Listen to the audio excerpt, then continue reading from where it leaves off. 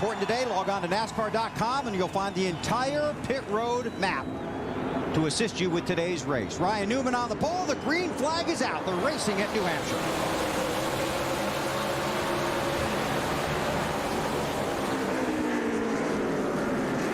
Oh, Ryan Newman slipped way up the racetrack. Gathered it up. Looks like Jeff Burton might have given him a little room there. I saw those drivers weaving their cars back and forth on those pace laps. Now I understand why. Trying to get those cleaned off for that first lap. Newman, 5 bonus points on lap number 1. It's Brian Vickers in the 25, Martin Truex in the 1. And I think that one car, Martin Truex Jr., is very, very good today. I've been hanging out in the garage, haven't you? Yes, I have. Of course, that car behind him, they talk about being the class of the field, talking about Tony Stewart in the 20. And this is Truex's first start in this race, but he has run in the Nextel Cup Series at this track before. Remember, after Earnhardt Jr. had that accident in Sonoma in the sports car, in the Corvette. Truex was his relief driver. Sorry, WD. If Stewart can do that all day long, he's going to be up at the front in no time at all, Matt. I mean, looks like the 20 car is already hooking the bottom. Wally, a lot of crew chiefs and drivers all weekend long have talked about how the groove widens out, but the 20 car Stewart has been right on the bottom all weekend long. That's where he's been the strongest. He looked great on the lap tracker. Greg Cipanelli told me this morning, very few changes, just some small tweaks on that 20 car after final practice. It's that good. Kyle Busch going high there in the 5 car. Brian Vickers, his teammate in the 25, is going by the 5 of Kyle Busch, but here comes Tony Stewart turning that car on the bottom of the racetrack and going past Kyle Busch. There'll be a lot of guys having pizza and Coke for the pre-race lunch next week. Yeah. Marty? Yeah, Brian Vickers is also trying to run that line Tony Stewart ran, and his crew chief Lance McGrew told him Friday in practice, he said, you know what, you're too high on the racetrack. If you want to win here at New Hampshire, do what that 20 car does. Stay on the bottom like he does. That's how you pass people at New Hampshire. And still, Brian not able to do it. The car works about half a lane up, but Stewart will be able to get underneath him here in a few moments. Yeah, that's the hard part, Marty, is getting your car to be able to do that. That's where everybody wants to run, and that's where 43 guys try to get their car to run. But there's only a couple of guys that hit the setup to where actually they get their car to do that. And it looks like Stewart's team has done it. Stewart is 1.6 seconds behind Ryan Newman, who is the race leader. Vickers in 3rd, Tony in 4th. Tony trying to take that position away. Closes in as they head for turn 3. And the handling on these cars, like Vickers, every lap it'll get worse. They'll start sliding higher and higher every single lap. And that's where after about 20-25 laps, these guys are really going to be using a lot of racetrack. And really, the guy that uses the less amount of racetrack is going to be the best here. And that's because everybody's going to slide high. So if you can get underneath, see Kurt Busch in the 2 car trying to do that right now on the Bass Pro Shops car. That's where you're going to make a lot of your passes.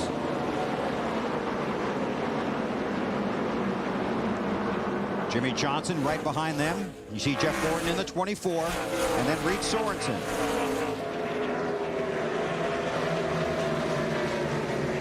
Sorensen, a strong run at Chicago last week. He's fired up about today. We'll watch that. What are you working on, Alan? I'm just standing down on the leader's pit, Bill, and looking at the difference in temperature between Friday's practice, yesterday's practice, and today. It's a good bit warmer today than it was. A lot of these crews are really concerned whether they've made the right adjustments to their car to get the most grip out of the racetrack that they can. Grip equals speed. Ryan Newman called in on lap 2 of this race and said his car was sliding around quite a bit. Thanks, AB. Ryan Vickers got that position back from Tony Stewart. Yeah, I looked up and Vickers was going by. Don't know if Tony slipped or exactly what happened. So Vickers up into 3rd while we watch this battle. Kurt Busch took the 6th. spot. Yep. There we see Tony Stewart. Now he's 4 or 5 car lengths behind the 25 of Vickers. Have to keep an eye on that.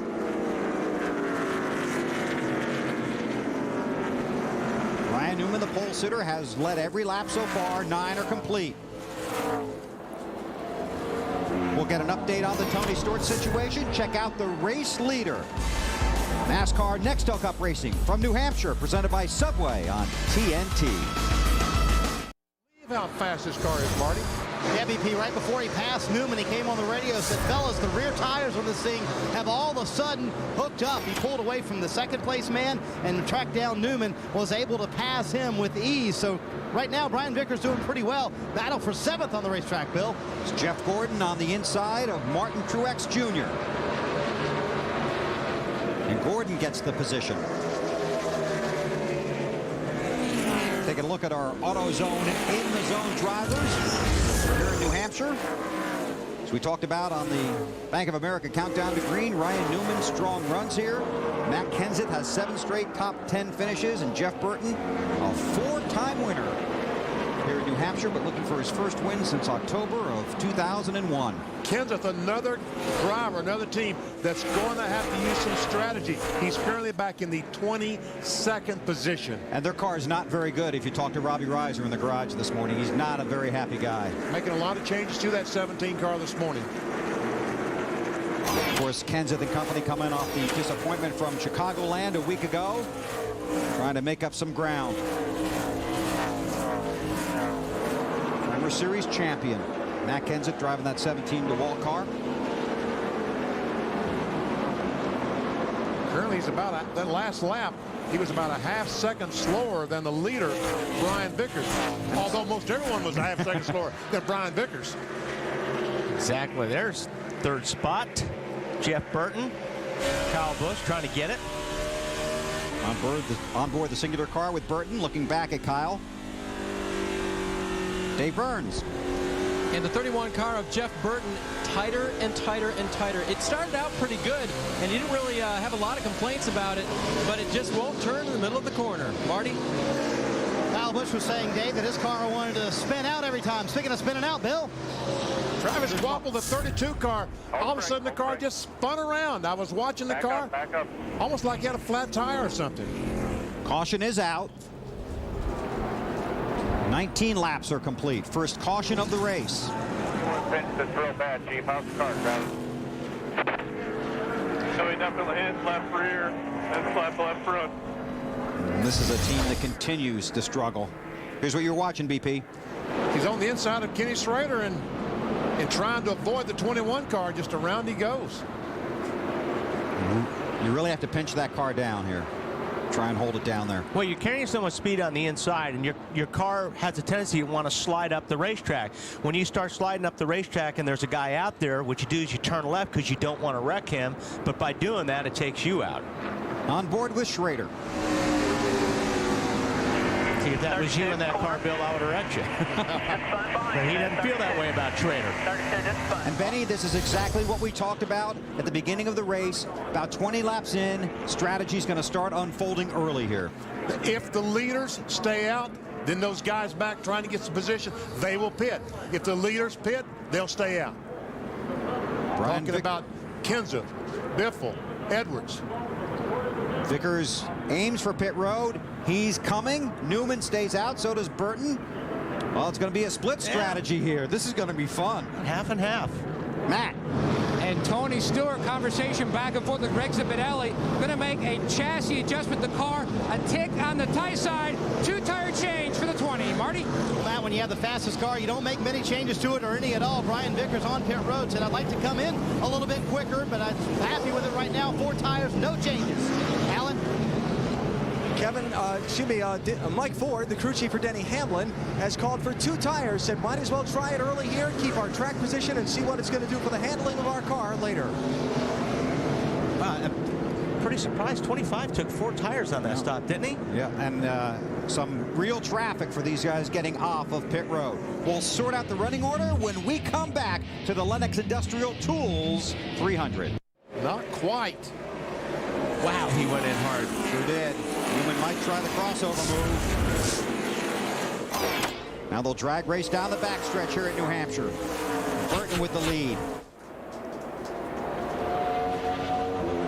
Jeff Burton wants those 5 bonus points. Dave Blaney in the 22 car. Trying to get underneath Jimmy Johnson in the 48. Stewart's right there. Burton leads, gets the points. Tony Stewart gets the position.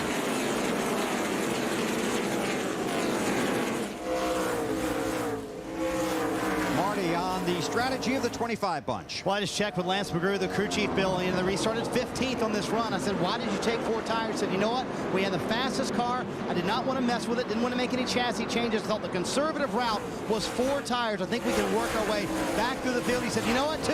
It's awfully early in this race. I'm not worried about it quite yet. That really is a conservative move. Here's our Craftsman pit summary. See Vickers came out 16th, restarted 15th because Kevin LePage ducked onto pit road. Problem is, you get back in the pack, and anything can happen in these races. So you put yourself in a position where if there is a wreck or something, it could be in front of you, and you could be in it. I was going to say you could be it. Well, I talked to Matt Borland this morning about the strategy of changing 2 tires. And he said if the car is good, like the 25 car was, you don't want to change 2 tires because you might mess up the chassis. You want to put 4 on, but you got to take the time to do it. And that's going to cost you a lot of track position. He's in a mess right there. Well, he is. It's Mark Martin in the 6. Michael Waltrip in the 55, watching Brian Vickers in the 25. See Harvick and Hamlin running side by side. Let's see if yesterday's forgotten about or not. They ran that way for a long time in yesterday's Busch race here in New Hampshire, and then had some differing opinions in the post-race interviews. On board the Napa car with Michael. Michael's probably looking up in the mirror going, oh boy. Alan, how about pit strategy? Just following up on what Benny said a minute ago, Bill, and BP, I heard a lot of crews talking about they would be better off taking no tires, just fuel, rather than trying to change just 2 tires. You catch that too? Yeah, that's right. And change the chassis by changing 2 tires, because it's going to make a difference when you have new tires on one side, used tires on the other. And look who is flexing some muscle again. Tony Stewart in that 20 car, up to 4th. Well, he was good when the green flag dropped. He was really, really good, and then the car went off real fast. So they obviously came in, they made an adjustment. So we'll see if the car stays better or longer this time. Jeff Burton, the race leader. 4 victories at this track, looking to get back to victory lane, and Jr. for that 5th position. This is for 3rd. Ryan Newman in the 12. Kurt Busch in the 2. Tony Stewart has tucked the 20 car into the 2nd position as Kurt Busch goes by his teammate. And here's what Wally was watching with the 8 car. I think he got tired of reading Lowe's. Wanted to read something else for a while.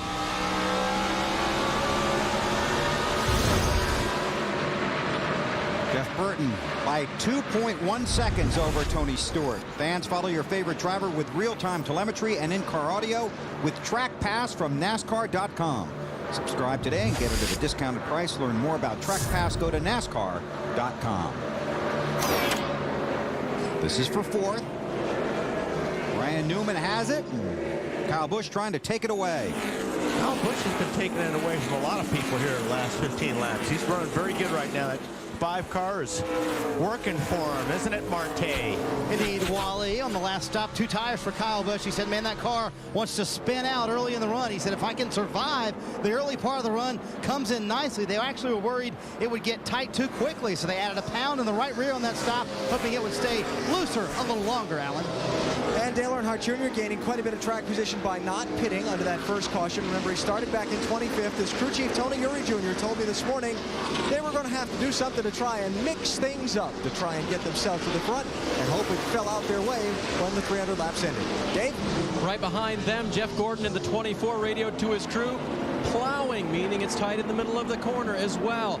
Steve Letarte radioed back, it sounds like we didn't help the turning, but we didn't hurt the grip coming off the corner either. Matt? Directly behind him is the 48, and Jimmy Johnson slowly fading back. His car loose on late exit. Now Chad Knaus kept him out there. He was one of 7 drivers.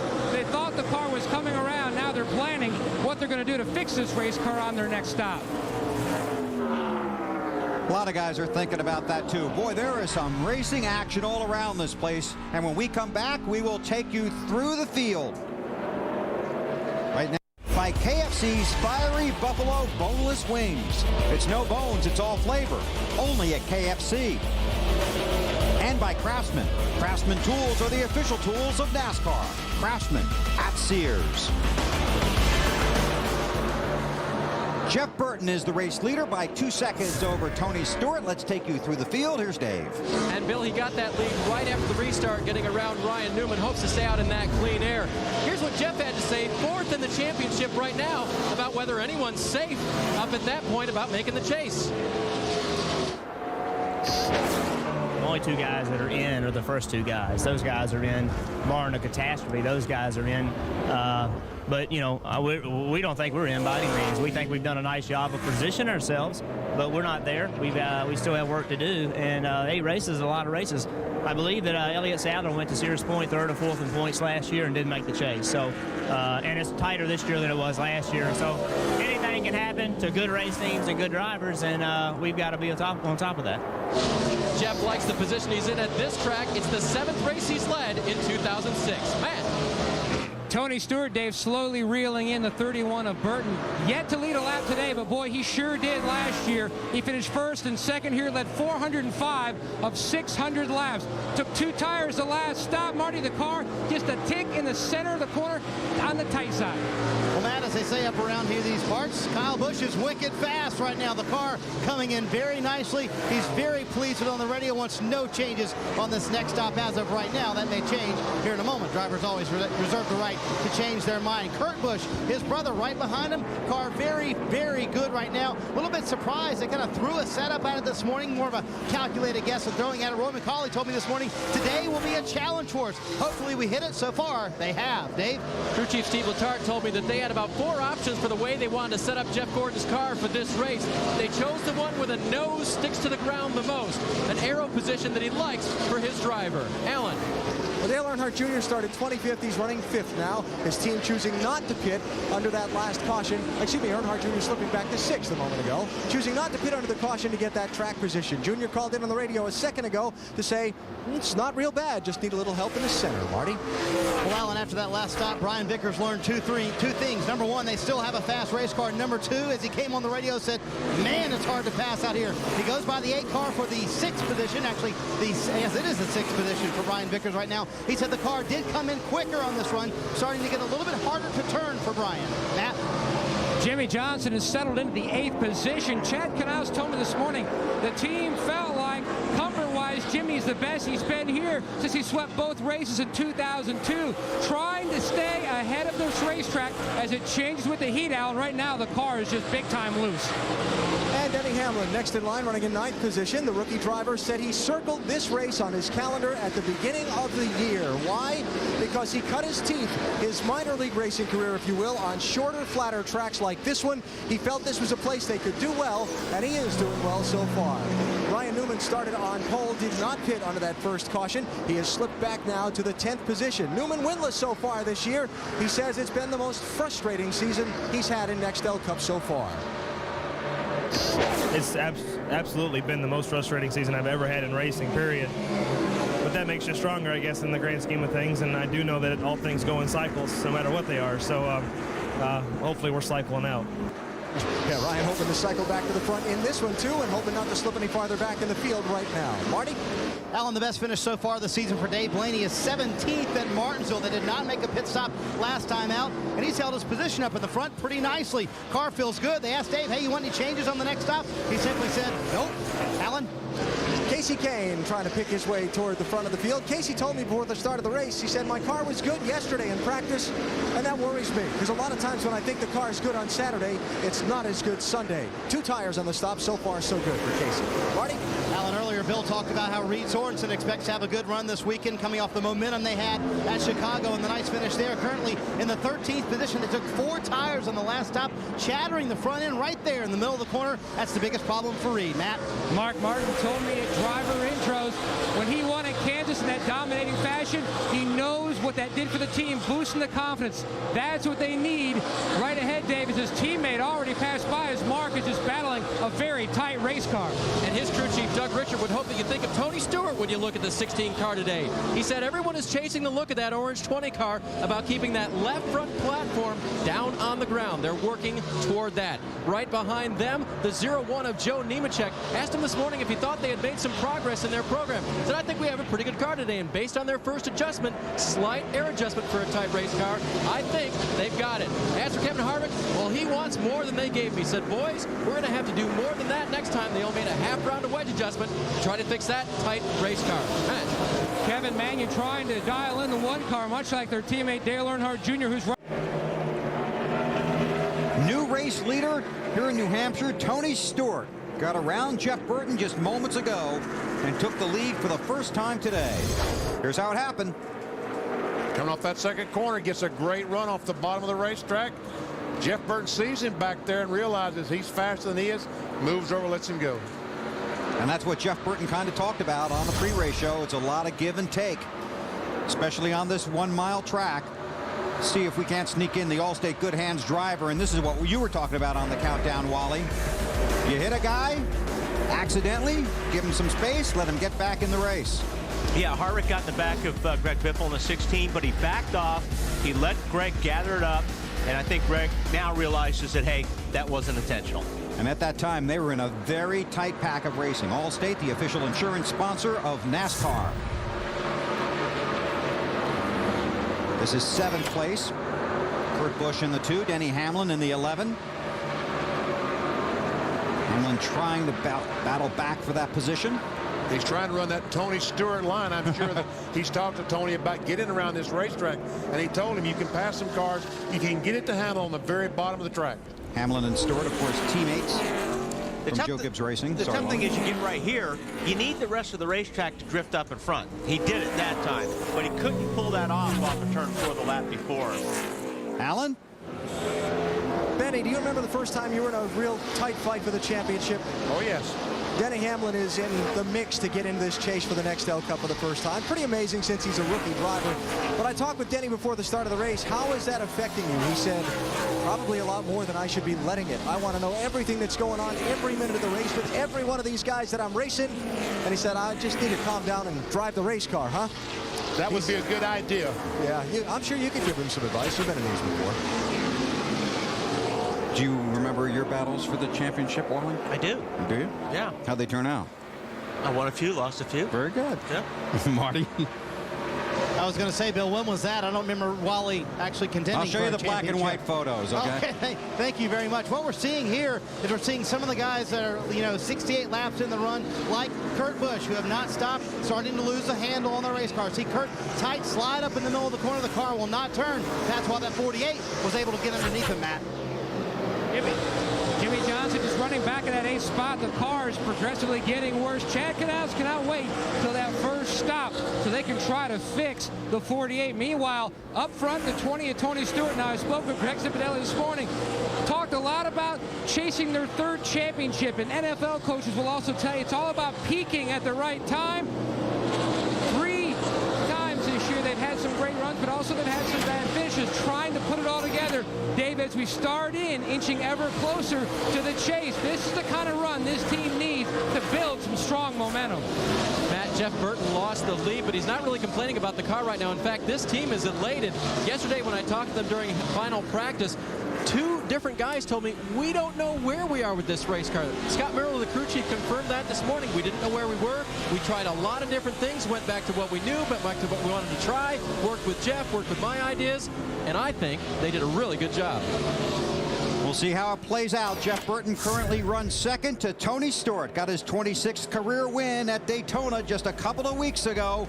Won here last year in this race. Into the corners, meaning the back end wants to kick around. Kurt gets a cool drink of water. And off the corners, it's tight, meaning the car does not want to turn. They take a pound out of left front tire to help that loose in condition. They also make a wedge adjustment, trying to help that tight off condition for Kurt Busch.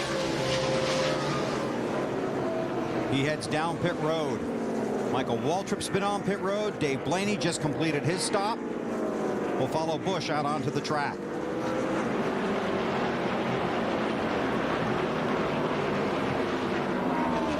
And here comes Jeff Burton. Burton has led 37 laps today.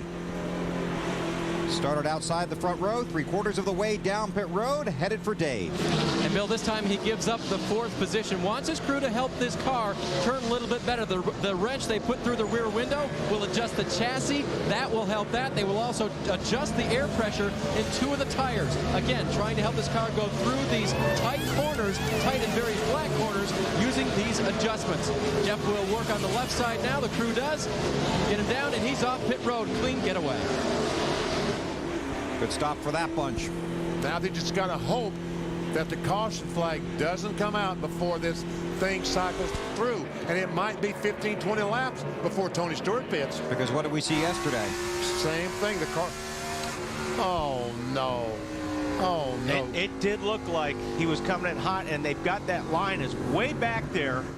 And you can see he really got on the brakes when he's coming to the pits. I was wondering about that. And he's talking about a speeding ticket for Jeff Burton entering pit road. He will have to do a pass-through penalty that will be extremely costly. Ryan Newman heads down pit road.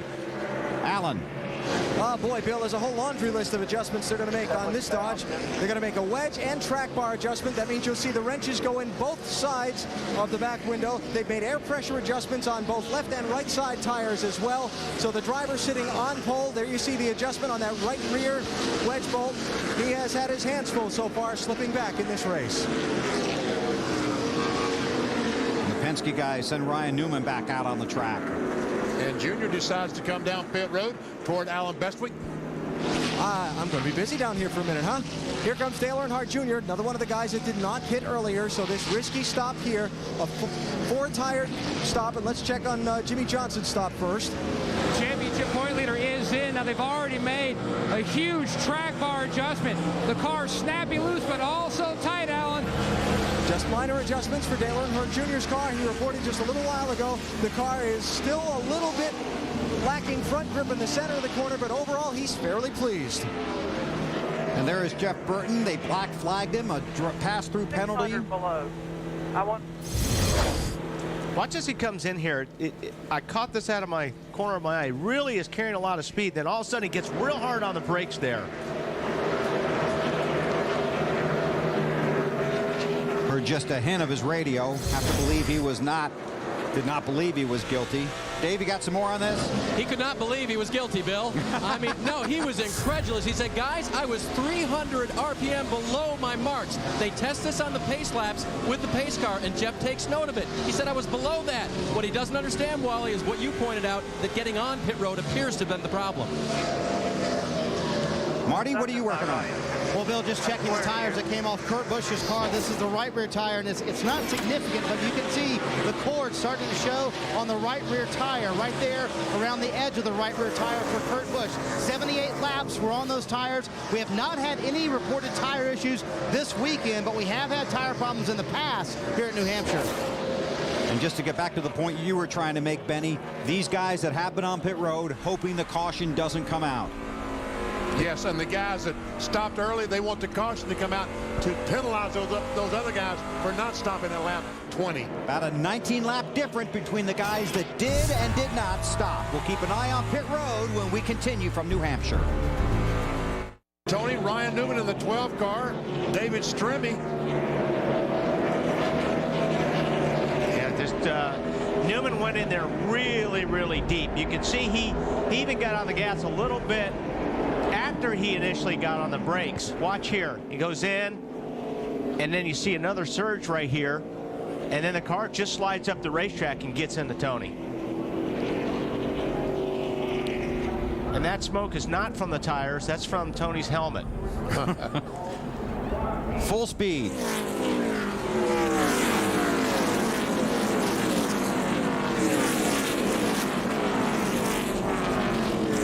Made some contact with the outside retaining wall. Don't know how much damage. Meanwhile, here comes the leaders on the pit road. It's overheating too. Yeah.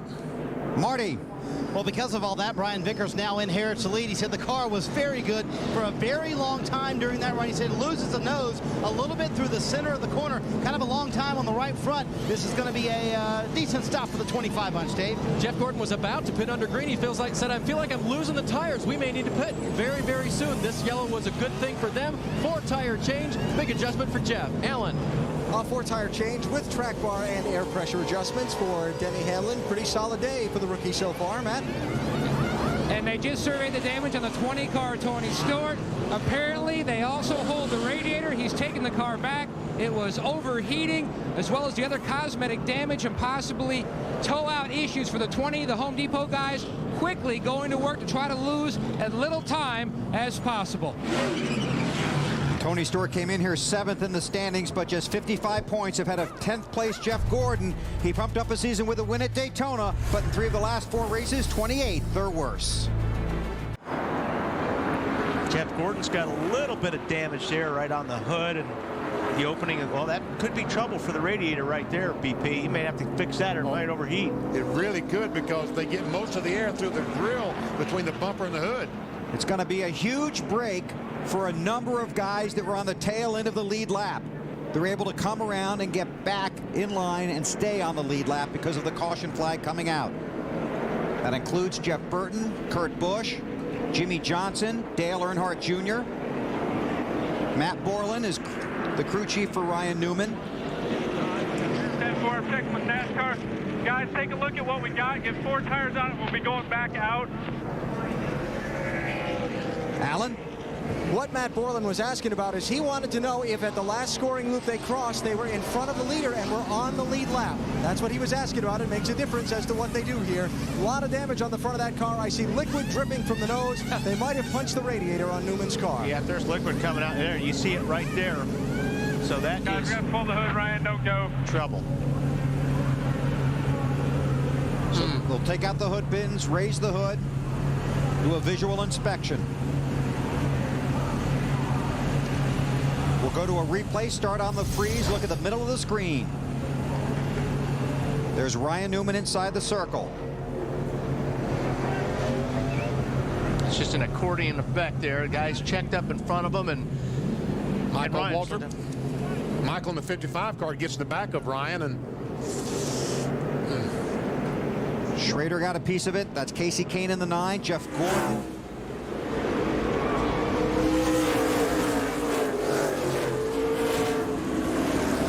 if he has a broken radiator, that means that Casey Kane must have some damage. I think it was Schrader's the one that may have done the damage when he swung around and hit the front of Ryan Newman. It's very hard to get to the garage here off of pit road. So Newman is backing down pit road. AB? All right, Newman is going to the garage. They do need a radiator on that car. You see Casey Kane here on pit. There's Newman backing up. Casey Kane, you saw in the accident coming into it from behind. He's on pit road now, getting the front end of his car looked at. There it is. You see a look at some of the damage there. They're checking that opening where the air goes into this car, just under what would be the left front headlight. Dave? The 24 car of Jeff Gordon came down pit road. He had damage on the front end. What crew chief Steve Letarte asked Clay Robinson, the front tire changer, to do was to look under the left front to make sure he didn't see fluids dripping down, see if they had broken anything in the cooling system. They had not. They put 4 fresh tires on, filled them full of fuel, and sent Jeff back out. They think they're okay. Bobby Labonte was the lucky dog. A number of guys have been on and off of pit road. I'll update you on that in a second. Here's another look. Well, you see they're just all going down in the corner, and the guys just start checking up a lot of braking here. And Michael just gets into the back of Ryan, and it's just one of those accordion things we see it a lot of times on a restart. On board with Michael Waltrip in the 55 car. He goes in and just touches that 12 car enough in the rear that he goes around. Go low.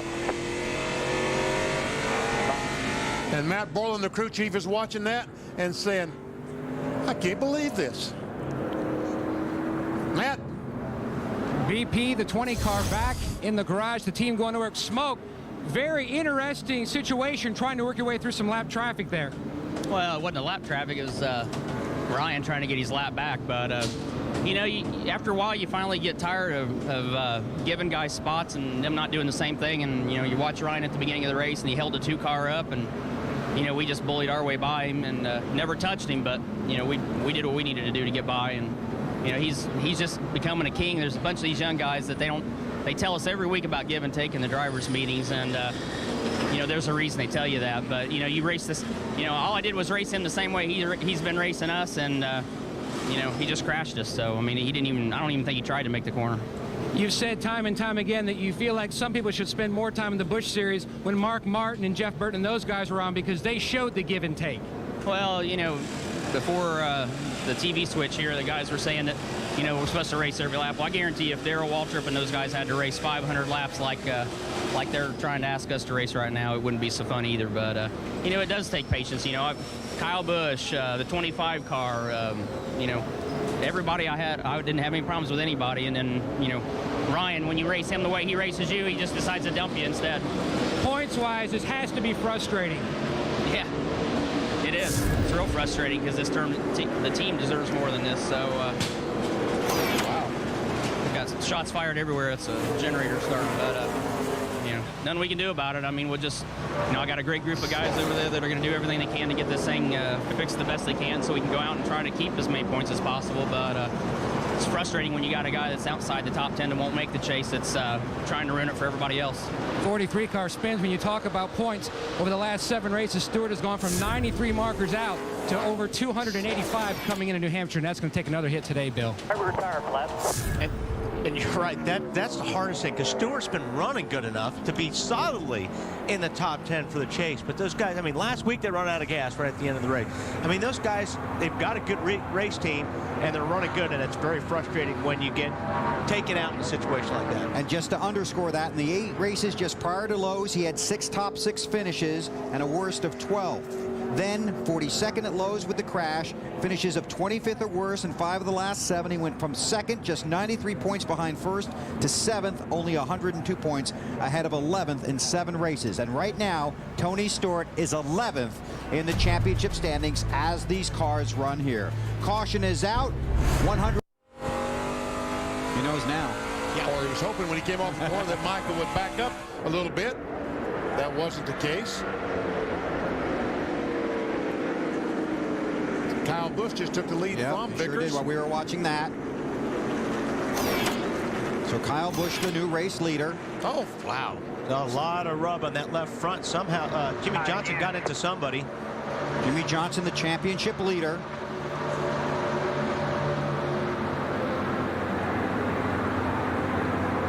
Johnson. Man, are they jammed up. There we see our new leader, Kyle Busch. Vickers now in 2nd. Well, those 2 cars are very, very good today. This is the first race of the second half of the season. Just 8 races remain before the cutoff for the chase for the championship. Vickers going back around his teammates. So Kyle Busch got him some bonus points, and Vickers retakes the lead. Yeah. Marty. Well, Bill, when the teams tested together, the Hendrick Motorsports teams all went up to Milwaukee and really exchanged ideas. You know, they drove each other's race cars, and clearly it has helped their flat track program.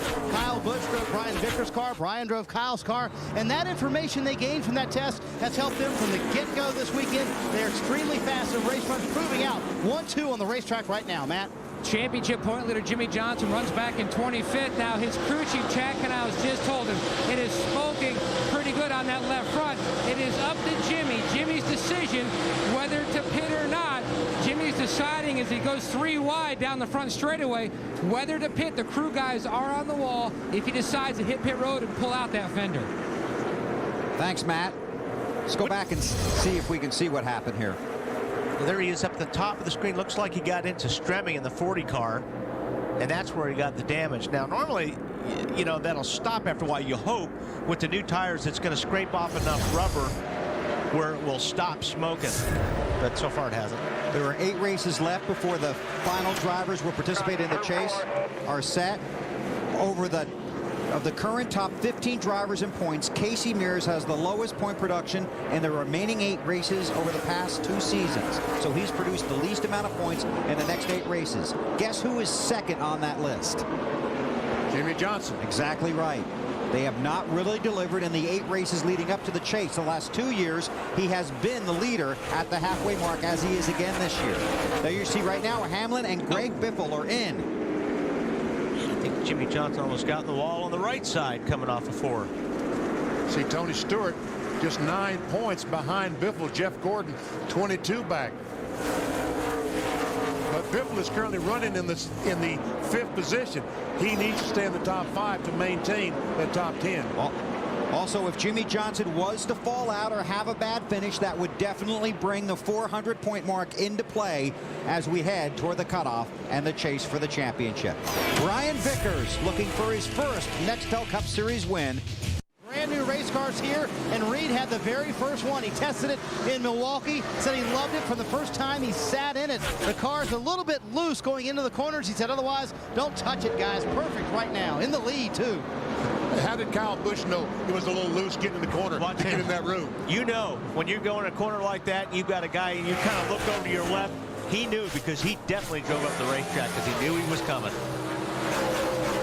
Benny, you've talked about momentum so much in this series. Reed Sorensen with a strong run at Chicago has shown some success in the Busch Series, and now out front here in New Hampshire. It looks to me like the last 2 or 3 weeks Reed Sorensen, Jimmy Elledge, the crew chief, have started getting on the same page, started to communicate. Remember last fall, Casey Mears drove this 41 car, and they were very, very good. Texas and also Homestead could have easily won those races. Sorensen 7th at Chicago a week ago. An update on the championship leader from Matt. Jimmy Johnson says the car is just all over the racetrack, loose. He felt like it was on ice. Then he made contact. The team worked on the fender. They used a baseball bat to try to roll it out to fix the tire rub. They also pulled a spring rubber. Also track bar adjustment, trying to make some big swings at this 48 car adjustment-wise to get it back in the park, because right now he's back in 32nd. Alan? Brian Newman back into the race after repairs on his car. We documented that when they were back in the garage. Had some radiator issues and other repairs, but they continue to plug on, hoping to get as many points as they can. And Newman in the 12 car is currently being shown in 43rd position. And who's right in front of him there? Tony Stewart in 42nd. Very disappointing, as Ryan Newman talked about earlier in the race. Very frustrating season. There you see Tony Stewart back out on the track as well. 23 laps down. And he's got a long way to go to try and pick up any points. Yeah, that's no fun right there. Your car's not handling well. You're mad. You're down a bunch of laps. And you got a lot of laps left to just go around and hope that somebody in front of you drops out so you can pick up 1 or 2 positions. Each position worth 3 points. And there you see, aside from Pocono and Daytona, it has been a battle for the 20 bunch. Matt? No worries. Bill, 6 times this year they have finished top 3. 6 times they have finished 25th or worse. But this 2-time championship winning team knows what it takes to be in the hunt for a title. And with the chase format, they just have to hunker down. They know they've got some great racetracks coming up. Their teammate won Pocono, which is next week, back in June. Stewart and his 20 team won Indy last year. They've got some great tracks coming up to bounce back. They can't let their heads get low. Now he just has to go out, ride it out for the rest of this day, and just take what he can get. And that may not be a lot here at New Hampshire. Stewart again back in the 42nd spot. Reed Sorensen is the race leader. Meanwhile, Greg Biffle, the 16 car, has closed up right on the back bumper of Kyle Busch. We just want to sort out for you a number of cars running on a different sequence of pit stops here.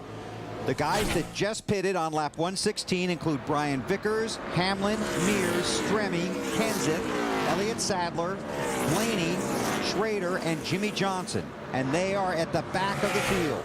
Hamlin is in 20th spot. Dave, on the new second-place man, Greg Biffle. His crew chief, Doug Grisham, and I had a quick conversation about adjustments on the car. I said, did you go crazy on it? Did he need a lot? And he goes, you know what? I only added 1 pound of air pressure to one corner of the car, one tire. Said, we really feel pretty good about the car and have not made any major adjustments. Marty, what are you working on? Well, Bill, you made a great point just a moment ago. That's exactly what's happening to Kyle Busch. Their last pit stop, lap 92. And this is the portion of the run under green flag where his car just starts to go away. It's too hard to turn in the middle of the corner. And he says from the middle of the corner off, I just do not have the drive off of the corner that these other guys have. That's where Greg Biffle pulled away from him. And earlier his teammate, Brian Vickers, that's where Kyle was losing all of his time from the middle of the corner off. And Benny, you know, here at New Hampshire, that's a killer, isn't it? You've got to be able to get back on the throttle and drive it off the corner. That's the only way that you can pass anyone is drive off the corner, get position on them, and beat them down to the next corner. Reed Sorensen is the race leader coming out of the NASCAR Busch Series. His first season in the Nextel Cup Series, looking for his first win. Oh yeah, and he's all of 20 years old. So to vote, text the word race to 191. And we'll get your answer later on in this race. And there might be some new rivalries before this one's over. Dave, how about Burton? He's had a rivalry with being way back in the pack and then fighting through all the traffic to get back up toward the front. Done a really remarkable job after they had that getting caught under green flag conditions with a caution, having already pitted. So he's made his way back up all the way, I think, to 11th now, or 10th now, Bill. So quite a run for these guys coming back through. Thank you, Dave. Boy, when he gets back to victory lane, and he will before this season is over, maybe even before the chase begins, there is going to be a huge celebration. Not just him, but all of Childress Racing. That's Scott Riggs, the 10 car, behind Jeff Burton in the 11th position. Truex in 9th. And he's won. Truex faring a lot better in this race than the race where he sat in for Dale Earnhardt Jr. Dave, what do you got now? The 10 car of Scott Riggs just behind the 31 of Jeff Burton. You know, he started the day 42nd, had a very loose car during qualifying, and he's made his way all the way up to the 11th position, not by staying out all the time, not by making 2 tire stops. Crew Chief Rodney Childers told me 4 tire stops with everybody all day long. Yeah, I didn't know it until I got done, but it's all right. Everything's fine. The car just broke a motor, I think, and that's a shame, man. We haven't had any engine failures in a long time. I'm real proud of my engine department. I know those guys ain't going to take this very easily, but hopefully they'll just keep at it, man. We just got to chase to make, and everybody just stay focused, and we'll get right through this. And Junior last year, he was 13th at this juncture in the season. Came into this race here at New Hampshire 3rd, like AB mentioned. And Matt, only 1 DNF for the 8-bunch so far in 2006. That was the engine failure at Talladega, so this will be their 2nd. And when we go to the next page of this, look at the number of points, 403. Back to 10th. Hey, a lot of these guys are going to start getting nervous, BP, because when you have days like this, it doesn't take long. You could be out of this thing before you get to Richmond. That's what Jeff Burton said. He said, we're by no means into this chase for the NASCAR Nextel Cup. And we've got a long way to go here at Loudon, approaching the halfway mark in the Lenox Industrial Tools 300. Here in the 20 car. Stewart is currently 42nd, 23 laps down, but on the ensuing restart, Ryan Newman gets a tap from Michael Waltrip. Yeah, they all get jammed up here, according to effect. Michael gets in the back of the 12. The 21 hits the 12. And guess what? He has a broken radiator. Yeah. And Ryan Newman currently scored 43rd, 28 laps down. Championship leader Jimmy Johnson getting together with David Stremme. Little contact. Left front's got a big tire rub, but Jimmy Johnson's got his hands full even without that rub today. He's currently 22nd. Dale Earnhardt Jr., we just talked to him a few minutes ago, lost a motor, his 2nd DNF of 2006. Our DLP race recap.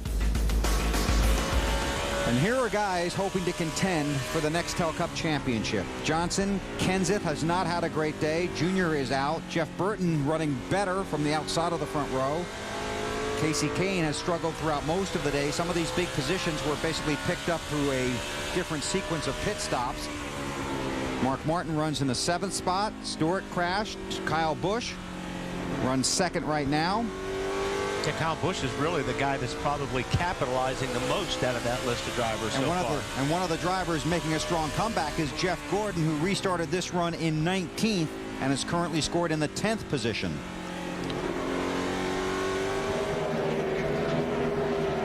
And the driver that was 11th going in is Greg Biffle in the 16 car, the current leader. And as they run now, Biffle 10th in the championship standings. And they have struggled this season as well. Biffle got the win at Darlington, but they have really had to work hard around Newman's car. Dale Earnhardt Jr. now officially out of the race. We're on board with Kenny Schrader as he looks back at Ryan Newman. Biffle trying to put Jeremy Mayfield one lap down in the 19 car. Get underneath him and get by Newman. And Kenny Schrader is in 30th spot. He'd be the next car to go down one lap if Biffle can pass him. Greg Biffle has been a challenger for the championship. He wants to be in that position again, but he's going to need a strong finish here today. He's up front. We'll take you all the way through the field when NASCAR on TNT continues. From the driver of that orange 31. As for the guys behind him, the 10 of Scott Riggs being one of them. Just check with Rodney Childers, his crew chief, really tight off the corner now. I mean, really, as he exits the corner, that car wants to push toward the ball. And the 24 of Jeff Gordon, loose in, tight in the middle, loose off. Expect a number of adjustments on the DuPont Chevrolet when Jeff Gordon next hits pit road, which should also be around lap 185. Marty. Well, Dave, when you have a car this fast, Brian Vickers knows he has a chance to win this race. He restarted 24th back on lap 119. Now he's in the 12th position. He's being very patient as he works through the field. Again, the car, very good. They expect no changes on the next stop, Dave. Robbie Gordon started this race in the rear of the pack, and I did check with his crew chief, Greg Irwin, to see if they, like we checked with some other guys, had not taken tires on some stops, things like that. Greg said, nope, guys have fallen out of the race. We've passed a lot of cars, and Robbie has driven his way all the way up to the 13th position. Right behind him, it's the 66 of Jeff Green, another car that's having a good run. Jeff needs to pit like the other guys on or around lap 185 or 186. Marty. Well, Dave, a little while ago, a very exhausted Kurt Busch came on the radio and said, man, this is hard driving. This thing is all over the place. Loose into the corner, tight in the middle, loose off, just cannot be aggressive with the throttle. And you see him wash up the racetrack, and there's a battle for the lead, Bill. Kyle Busch under Greg Biffle. And Kyle Busch recaptures the lead, at least for the moment. Kyle Busch, the new race leader, will step out, come back for pit stops live from New Hampshire.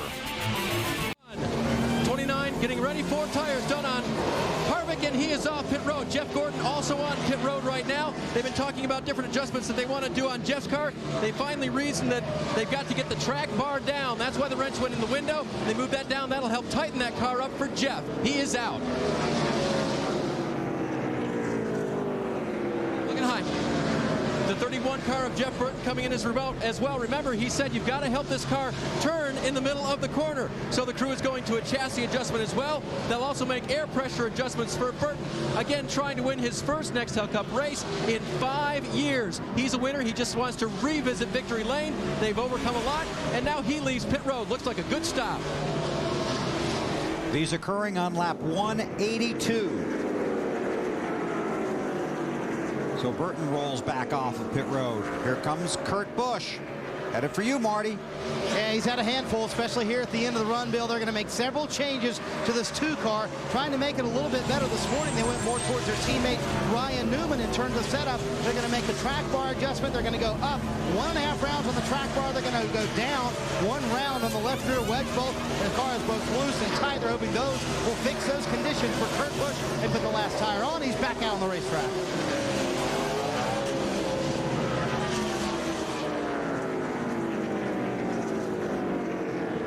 Kyle Busch continues to lead.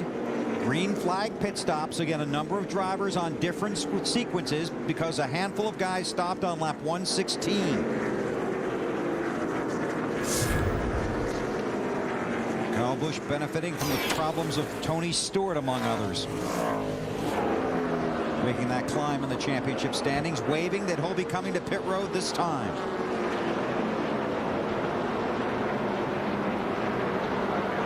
200 here. Nice and easy.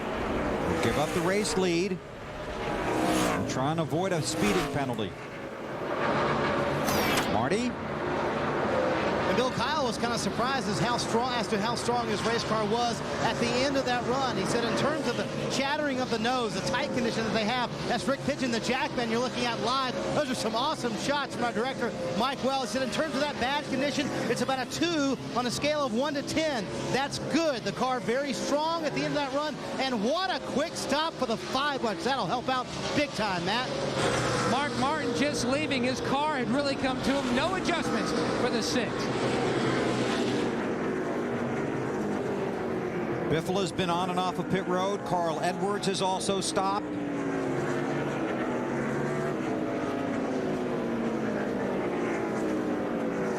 Brian Vickers currently scored as the race leader. Dave Burns.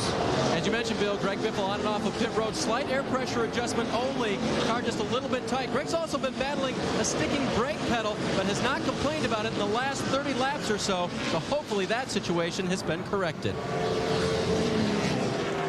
See, Reed Sorensen, the 41 car, stopped about 5 or so laps before Greg Biffle.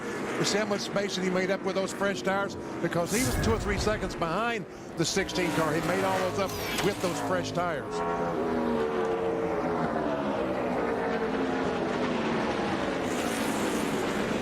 Car in the wall in turn 2, Kenny Wallace. Drops the window net. The caution flag is out. I'm okay. Well, that's going to mix things up. Boy, you're not kidding. 6th caution of the day. It's going to put a bunch of guys a lap down. Scoring monitor says that Biffle, Kyle Busch, and Sorensen are still on the lead lap. Carl Edwards. Let it update one more time as they come by. But right now, Vickers, Hamlin, Jimmy Johnson, Bobby Labonte, Matt Kenseth, Blaney, Casey Mears, David Stremme would be the big winners in this situation. Marty?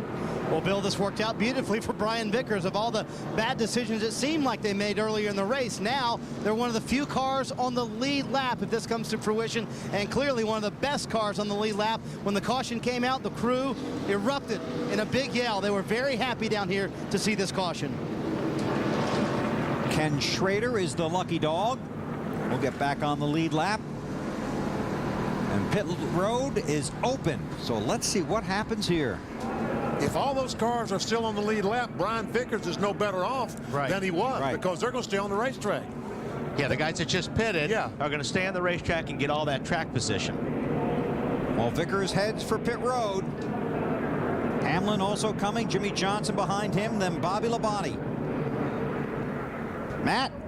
And what a run for Jimmy Johnson. He was all the way back in 32nd and made his way up through. So the car is getting better and better. Small air pressure adjustment, small track bar adjustment. Marty?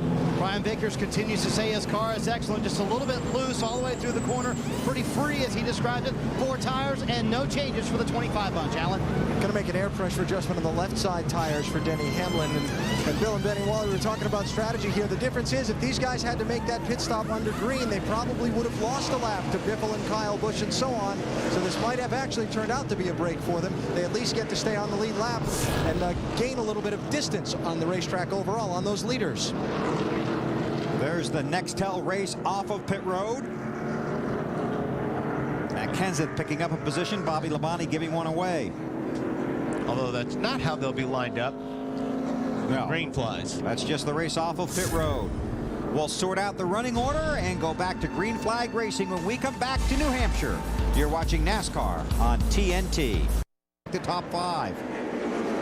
But all they can do is just ride along and follow these cars and hope that the C's part someplace along the way. And this was set up by the sequence of pit stops, guys pitting under green, then the caution coming out, and the guys up front coming to pit road under the caution while the other drivers stayed on the track. They have the proper track position, but they're just at the tail end of the lead lap and basically a mile behind the race leader. Kyle Busch gets on the inside of Sterling Marlin in 14. Trying to put him a lap down, so Biffle is going to try to follow. And this is where you've got to be patient. You just can't force the issue. You've got a lot of give and take, especially between Busch, Biffle, and Sorensen. Riggs, Martin, Jeff Burton, Jeff Gordon, Kurt Busch, Martin Truex, Casey Kane, J.J. Yaley among the drivers on the tail end of the lead lap. Marty on the race leader. And Bill, remember, Kyle Busch had a situation very similar to this. He had the fastest car earlier this year at Phoenix, was back in traffic because of a problem on pit road, and was not very patient coming back up through the field. They have reiterated to him several times, you must be patient as you work your way through these cars. Clearly, we have a fast car. Let's take care of it. Matt?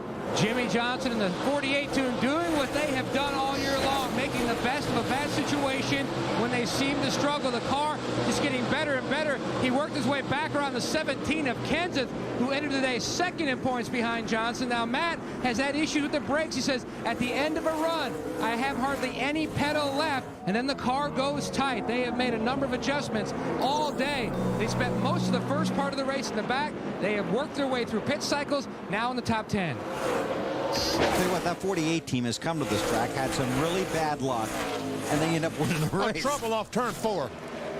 One car, 2 cars are involved. Joe Nemechek, Brian Vickers.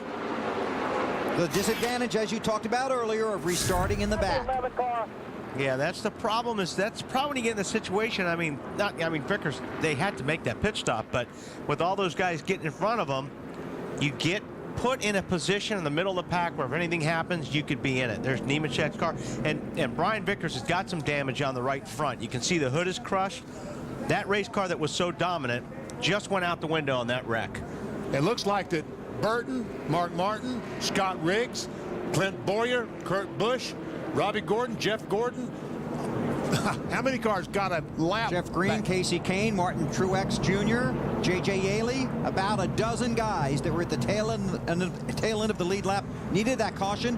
They got it, and they're going to come around and rejoin the field. Catch this a little bit late. Oh my gosh.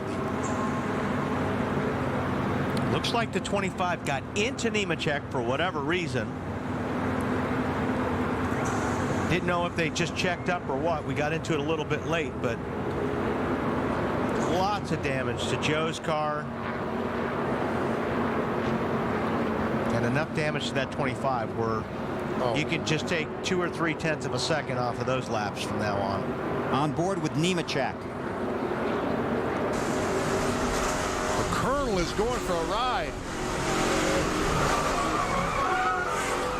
Really didn't look like Joe checked up or anything in front of him. No. Marty.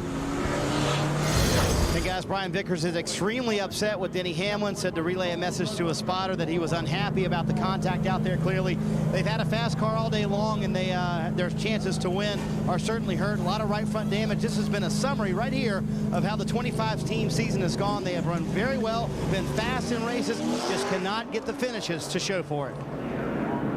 So Vickers heads back out. Sterling Marlin is the lucky dog. He will become the 29th car on the lead lap. Pit road is open. Leaders stay out. We'll take a break from New Hampshire. Kyle Busch leads Greg Biffle. Cars on the lead lap. Wow. Kenny Wallace is officially out of the race. Joe Nemechek is officially out of the race. So Tony Stewart, who scored in 41st position, has an opportunity to pick up a few more points. And the way that's going, those could be very valuable when we get to Richmond. Stewart currently 11th in the championship standings as they've run on the track. Busch leads Biffle, Sorensen, Edwards, Harvick, and Hamlin. Jimmy Johnson, David Stremme, Casey Mears, and Tony Raines, the top 10. Here we go. 96 to go.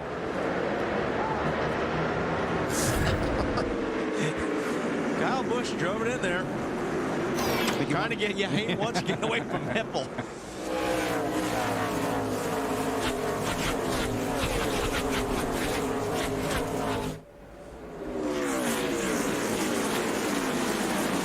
Around the lap cars in that 11 or 41 rather. And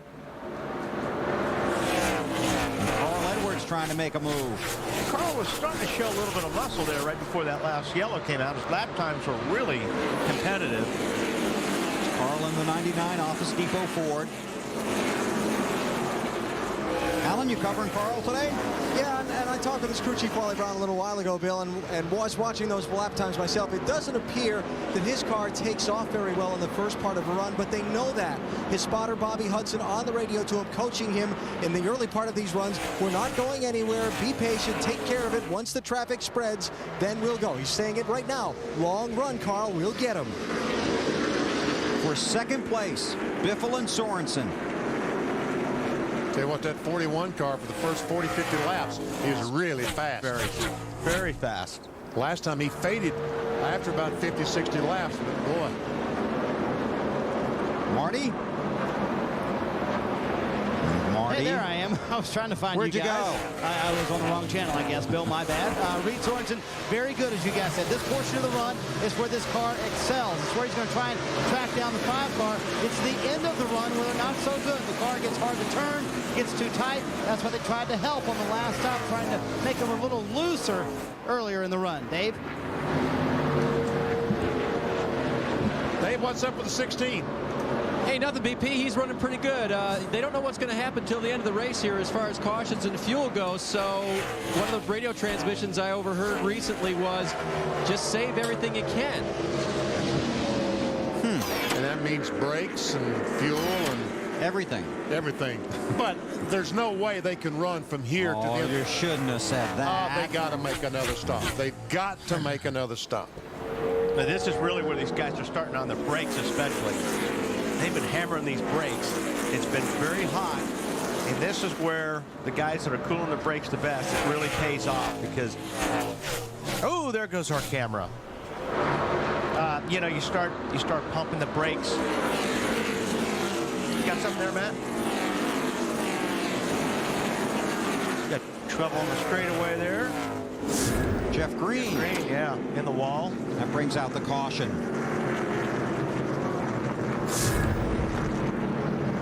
This will be number 8. Jeff Green's got some issues.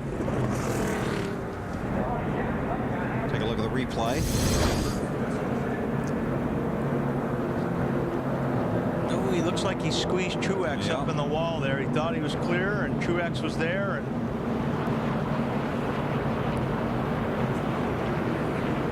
so Truex might have some issues as well.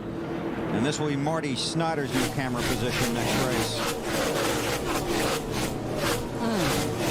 That's cool. That's a robotic camera. Controlled electronically from a very safe location. All right, now then. Now, you were saying about not being able to make it to the NBP? Some of them, I believe, can make it from here. Whatever the Kyle Busch does, the other guys are going to do the opposite right about here. No, I think that if there's any chance of the teams making it, they'll pit now. Okay. Let's see, his pit road is open. All right, here they all come. 29 cars on the lead lap. And I expect that's how many cars we'll see on pit road. Marty? Boy, this is awfully close on the fuel window, guys. Look for some fuel-only stops like the leader, Kyle Busch. Top of your screen, it's going to be fuel-only. Alan Gustafson, crew chief, said, yes, we can make it all the way from here, Dave. Middle of your screen, Greg Biffle. They've been talking about doing a 2-tire stop only. They're going to go fuel only for Greg Biffle. Alan. Going to be a 4-tire stop for Carl Edwards. Crew chief Wally Brown telling Carl we're going to give up some track position here, but we'll have our tires and fuel to the finish. We won't come back in again the rest of the day. Matt? And Jimmy Johnson already service complete on his car. Long stop because they packed it full of fuel, 4 tires. They should be good to go from here. That's why they didn't pit back on lap 201. They needed at least 10 more laps to make the distance. This is going to unfold in a very interesting fashion. Under caution at New Hampshire, you're watching NASCAR on TNT. Our Napa Field summary, 10 different leaders, 19 lead changes, 3 cars out of the race, and 8 caution periods. As the green comes out, Clint Boyer is the race leader. The top 6 cars did not stop under that caution. That's Boyer, Mayfield, Sadler, Riggs, Jeff Gordon, and Sterling Marlin. And this is a mess. This is just a recipe for disaster right here. Oh! Is that Kurt Busch that got in the wall off turn 2? just run out of room. And Kurt 13th in the championship standings as they race right now. Look at Boyer go. 3 wide back there. Dale Jarrett in the 88. Robbie Gordon hard on the brakes to avoid a wreck. That's Reed Sorensen down low. The 41 car. On the inside of Blaney with Robbie right behind him. We got Carl Edwards, the 99 car, hung up on the outside. Doesn't seem to be able to go anyplace. Bush is 16th, Edwards 17th, Yaley 18th. Kevin Harvick's back there too, 19th. Mark Martin's in there too. You working that, Matt? Bill, he has used the past 2 cautions to come in and top off. They believe they are close, maybe 2 laps short. Meanwhile, his teammate, the 17 of Kenseth, who's right there with him, he is 1 lap, possibly less, making it the distance. Dave? The guys talked about Robbie Gordon in that mix as well. The 7 car, they put fuel only in on the last stop. And before that, took on 4 fresh tires around lap 200. Marty. You know, Dave, I'm wondering if tires mean a whole lot here in New Hampshire, and I think they do. Reed Sorensen on the last stop took 4 tires. It was a 12.8-second stop. They made an air pressure adjustment, and he's dicing through this field, using the low line to his best advantage and picking up spots almost every lap, Bill. Thanks, Marty. Driven a very strong race today.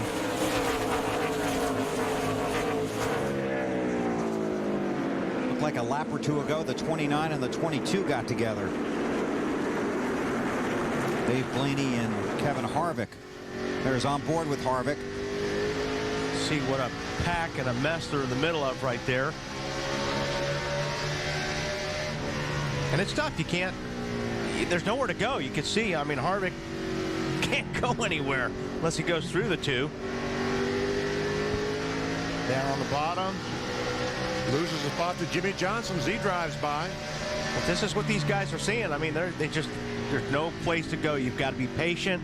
Hopefully your line goes. You've got somebody way high up there. This is like being in traffic on the interstate and always picking the wrong lane. You just kind of ride along and just hopefully it starts stringing out. Then you can start making some ground up. Teammates for 3rd. Mayfield in the 19 and Riggs in the 10. They both drive for Ray Evernham.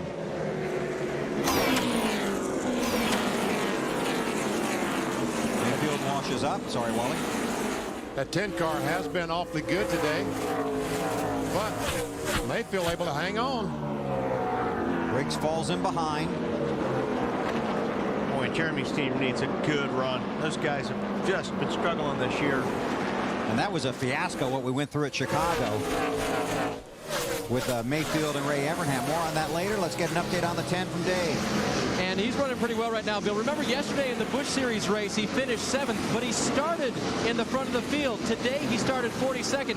And actually yesterday, they were hoping he would learn how to pass a lot of cars, and they were thinking of calling him to pit road early just so he'd get practice for today. Guess he didn't need it because he's worked his way all the way to the front of this field. Matt. And his teammate, the 10 of Riggs, working the inside, but Jeremy Mayfield really needs this run. Hasn't had a top 10 finish this season. In fact, his best finish was 13th back at Talladega. The car tight in the center. You see him wash up to the outside groove. This team could use this huge momentum builder. Not going to make the chase. He made it the past 2 years. This would almost seem like a win if they could score a top 10 today. Well, last Friday, Matt, as you know, at Chicago, Jeremy Mayfield was very critical of car owner Ray Evernham. He tried to backpedal from those comments on Friday and Saturday. That was that loud beeping noise you heard from Chicagoland. Mayfield backing up. Then they had an impromptu press conference in the media center on Sunday morning with Evernham and Mayfield, and one reporter called it a hostage session more than a press conference, saying that you couldn't see Jeremy's hands, but they might have been tied behind his back. Yeah, these guys, I mean, you know, if nothing else, they need a good run for their confidence. But it's really, really difficult when you're in a situation like that. You've got your teammate like Casey Kane's running well, and you just, it's very frustrating. Jeff Gordon in the mix, Dave. And we thought he might be out of the mix today, didn't we, Bill? Yes, sir. Earlier problems on that car with contact. They stayed out on this time as Kyle Busch looks to the inside right now. Stayed out, and according to crew chief Steve Letarte, we are gambling. We've done about all we can to fix the handling on that car, and we'll try to stay out for track position. Kyle Busch has got to just back down a little bit. He's running really, really hard. He's trying hard. He just made contact with the 24. His teammate. Yeah, he's just got a, he's got a good race car. Don't push it because you can make a mistake here, and that'll cost you the win, Marty. That's exactly right, Wall, and he knows he may be battling for the lead and maybe the win in the race. As Biffle washes up the track, Kyle also has to go up the racetrack. Alan Gustafson told him, you know what, we can make it all the way on fuel, but I would appreciate it if you saved me just a little bit, just to be sure, in case there's a green light checker.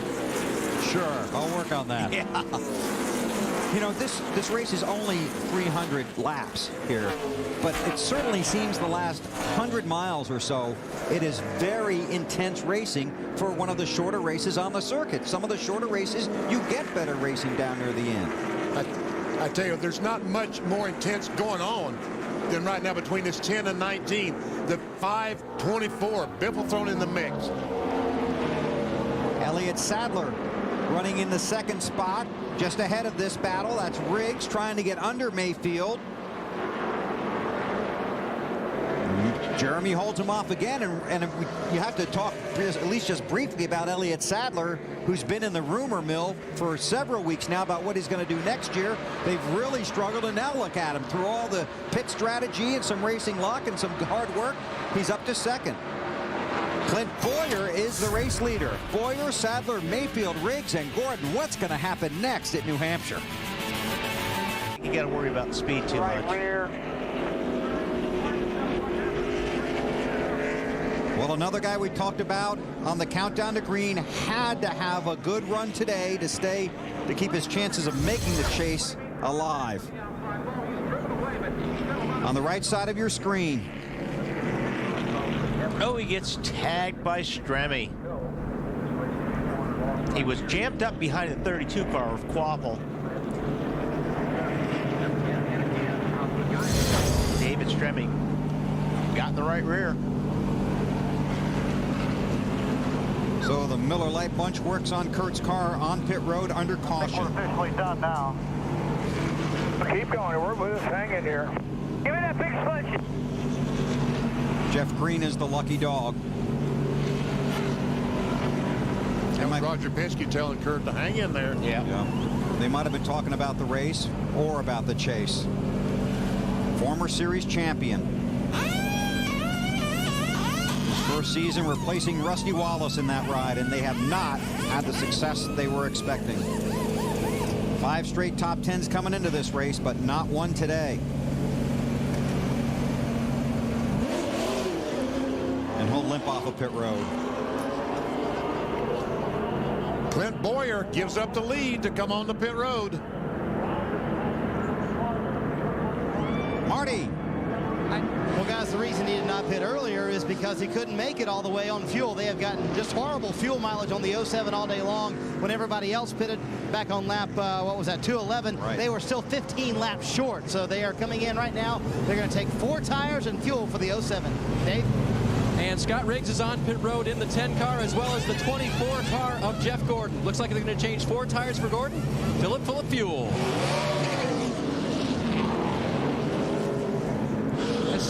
The 17 of Matt Kenseth is in. Now, he has been fighting brake issues. He's been losing brakes the last half of the race. They were looking underneath just to see if there's any kind of leak on the brakes of the gentleman who started the day second in the championship standings. More from the Magic Mile after this. NASCAR Nextel Cup Racing, presented by Subway from New Hampshire, is brought to you by Ford, driving American innovation. By McDonald's and the bold new spicy chicken sandwich. I'm loving it. By Rocky Mountain Refreshing Coors Light. Taste the cold. And by Napa. Get the good stuff. Green flag has just come out. The field coming off of turn 2. Elliott Sadler, Jeremy Mayfield did not pit. Elliott Sadler is the race leader. Kyle Busch runs second. And these guys run a little bit better tires than Elliott, so I don't expect he'll hang on too long, maybe not even another lap. See if we can get an update on car 38 as he tries to hold on to the lead from Allen. Well, Tommy Baldwin, the crew chief, told me this morning, Bill, they were going to need some strategy to get up there because he didn't think they had the best car. Before the last restart, they were 5 laps short of the finish on fuel. I asked Tommy, how about now? He said, not yet. Need a couple more. They're doing what they have to do to get that car up the front, though. Battling Kyle Busch for the lead. Kyle should get that position. And I'm betting that Elliott gets another caution before we're done. Kyle Busch back to the front. Well, if he has enough fuel, this could be trouble to the competition because that 5 car has been very fast. Marty?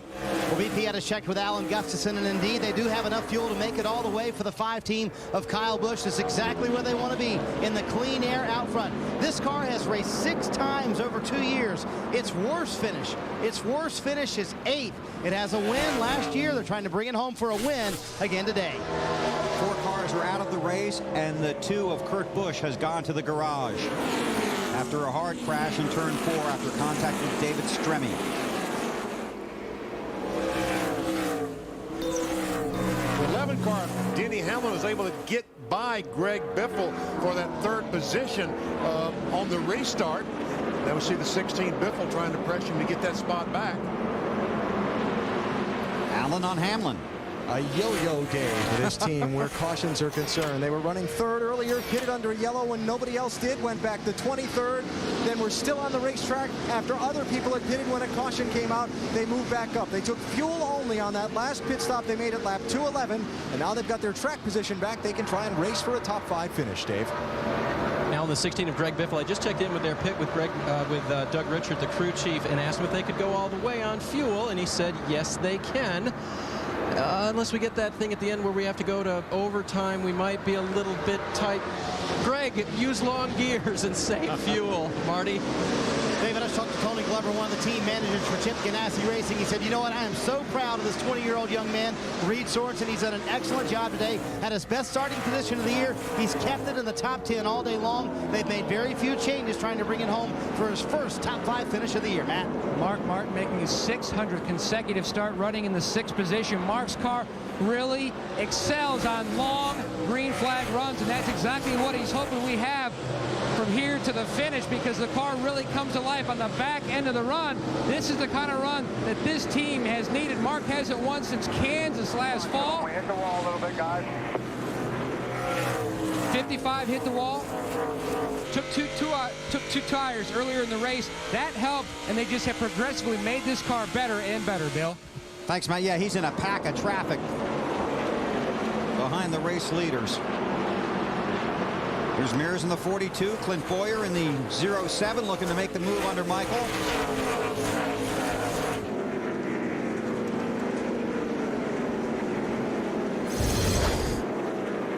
See Michael right here. Oh my gosh. I don't know how he didn't wreck that thing. I don't either. He and Robbie Gordon both were about 45 degrees. Wait a minute. Michael Waltrip and Robbie Gordon at New Hampshire? Come on. What'll happen next? They've got a little bit of history, including a helmet toss competition.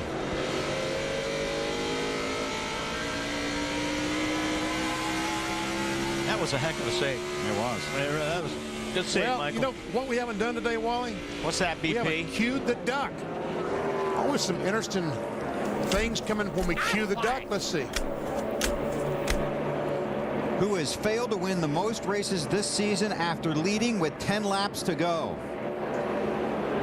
Well, let's see. Kansas was leading at Las Vegas with. And last week? That's 2 right now. Last week, that's 2. So I guess it's Kenseth. And you'd be correct. And Bristol, yes. Forgot about that one. Yeah. Talked about that on the countdown to green. Uh-huh. Our Aflac trivia question. Jimmy Johnson, the championship leader.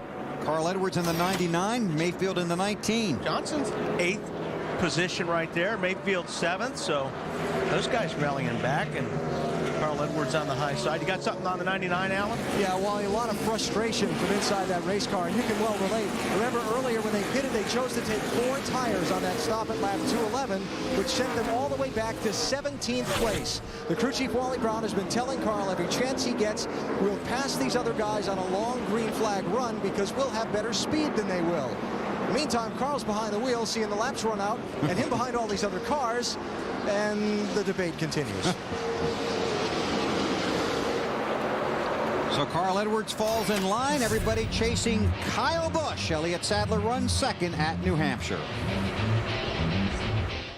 And Kyle Busch, look at that. Good day so far for him.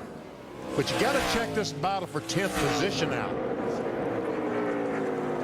Jeff Gordon now is in 9th. See the points, he has 455. Hamlin has 458.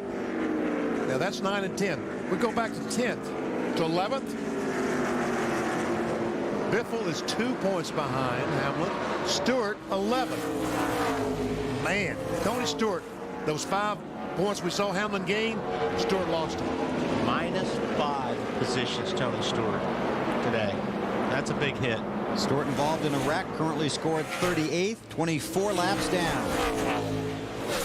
Should pass Kurt Busch and pick up 3 more points. When we come back to New Hampshire, we will take you through the field. You're watching NASCAR. J.D. Holcomb, Whitesburg, Kentucky. DJ Richardson, Fitchburg, Massachusetts. Rick Pigeon, Fairfax, Vermont. Jason Jones, Ryan, Georgia. Josh Kirk, Chambersburg, Pennsylvania. Brad Pickens, Saluda, South Carolina. Jason Dalrymple, Concord, North Carolina. Mark Mullen, Spencer, North Carolina. The last communication with the crew to Kyle, they said, how's everything going? He said, it's all good in here. Don't worry about me, guys. Alan? Well, Elliott Sadler may have lost a spot to Kyle Busch on the racetrack, but they are having a very solid day. They need one more thing before they can get to the finish with this runner-up spot. A couple of more caution flag laps. Third place is Denny Hamlin. Hamlin having a very solid day. We showed you the championship standings earlier and talked about how Denny was very focused on getting into the chase, was very nervous about it. Right now they're in. They need to get into the finish and then get to Pocono next week, where he won a month ago, Dave. Allen under the last caution. The crew asked Greg Biffle how his car was. He came back. Good. And that's the way it's been running most of the day. After starting 26, Greg solidly in the top 5. Marty. Dave, I bear great shame. I cheated Reed Sorensen earlier. I said this would be his first top 5 of the season if he finished right here. But indeed, this would be his second top 5 of the season. He finished 5th at Michigan. The car, Reed says, is way too tight. Just will not turn from the middle of the corner. Crash. Crash between turns 3 and 4. Kenny Schrader, the 21 car, goes around with some help from the 96, the DLP car of Tony Raines. Schrader trying to get it back underway. Tough break for Kenny. Jeff Green is the lucky dog. And let's go on board with Tony Raines.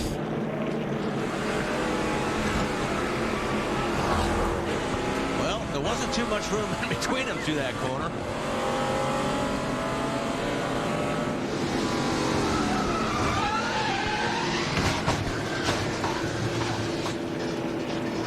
Schrader into the wall. Back underway, back under caution at New Hampshire. It's the 10th. Laps to go in the Lenox Industrial Tools 300 here at New Hampshire.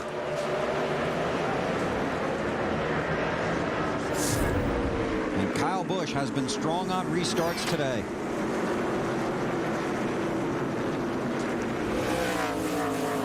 Tries to pull away from Elliott Sadler. Sadler's teammate Dale Jarrett falls in behind him. But Kevin Hamlin's going to take that position. Denny Hamlin. Denny Hamlin, thank you.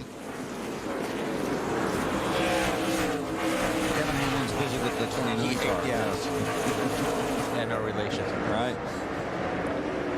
Jarrett, of course, not on the lead lap. There's Reed Sorensen in that 41 car just ahead of the pack. He's had a strong run today. Very strong run. This caution flag might have been bad news for Greg Biffle. It allowed that 41 to get up on the back bumper. And you're right. He has been extremely fast today. Yeah, I just don't listen to these guys talk. I don't know that all these guys are going to finish the race on the fuel they have in the car. You think some are not? I think some of them may run out of gas. Well, we saw it last week. Matt Kenseth ran out of gas after the tap from Gordon. Tony Stewart ran out of gas. Fuel mileage very critical every week. There's Sorensen trailing Biffle. Yeah, and those guys aren't trying to save fuel. No. Your crew chiefs can say what they want, but guys like Biffle and Sorensen and these guys, they're not trying to save fuel. They're trying to get to the front. Marty? Well, Wally, I just went to check with Jimmy Elledge, crew chief for Reed Sorensen in that 41 car, and I said, can you make it all the way? He said, we're close. We may be one lap short. We're going to try and make it all the way. The problem, car just doesn't handle very well. Car's awfully tight right now for Reed. Dave? Wally, can I disagree with you, please? Absolutely. On the 16, and they said to ask Greg, ever since this last run started, after they filled up, to use the long gears. And maybe you can explain a little bit more about what that means when they use long gears. Well, Dave, you can ask all you want. That doesn't mean I'm going to do it. Will you please, Wally, explain long gears? I'll let him do that in a second. Let's check with Matt first. The 2 cars back there, the 6 of Mark Martin, the 48 of Jimmy Johnson. Pat Tryson gave me the okay. They're good to go on fuel, even if we go into overtime with the green-white checkered. And 2 cautions ago, Chad Canals told his driver, Jimmy Johnson, go for it. We've seen you. The last time we're going to see you until after the checkered flag falls. Thanks, Matt. You want to make Dave happy? And I really don't. Go ahead, BP. You can I have no idea what long gears are.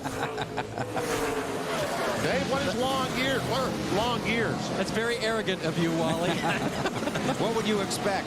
I guess so. Hey, you know, if I was to guess what long gears were, no, actually, I think what they're asking Greg to do is not to use all the revs he can on that car, and not to, when you keep the RPMs lower, you save fuel. Thank you, Dave. But when you do that, you know what happens?